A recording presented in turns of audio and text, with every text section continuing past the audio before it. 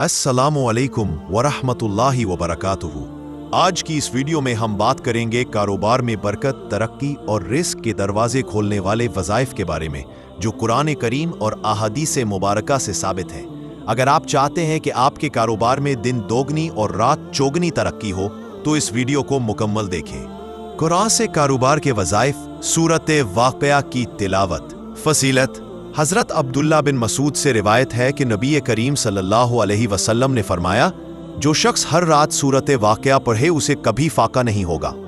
हर रात सोने से पहले सूरत वाक़िया की तिलावत करें। सूरत कुरैश ले इलाफ़ कुरैश।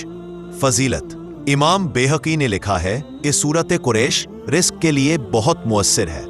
तरीक़ा अमल, रोज़ाना फजर के बाद 7 मरतबा सूरत कुरैश पढ़ें। अहादीस से साबित वज़ाइफ।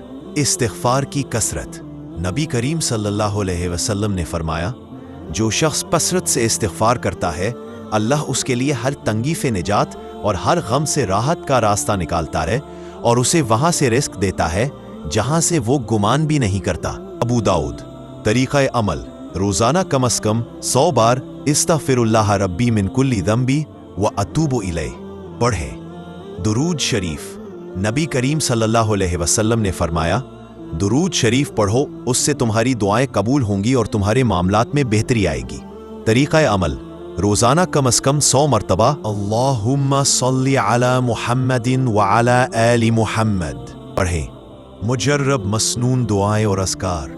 या फत्ताह या रज़्ज़ाक़। अल्लाह ताला के सिफ़ाती नाम है या फत्ताह या रज़्ज़ाक़। तरीक़ा अमल, रोज़ाना सुबह शाम 101 मरतबा या फत्ताह या रज़्ज़ाक़ दिल से पढ़ें। अल्लाहुम्मा अक्फ़िनी बिहलालिक अन हरामिक व अग़निनी बिफ़ज़लिक अम्मन सिवाक। तर्जुमा, ए अल्लाह, मुझे अपने हलाल से काफ़ी कर दे और अपने फ़ज़ल से मुझे दूसरों से बेनियाज कर दे।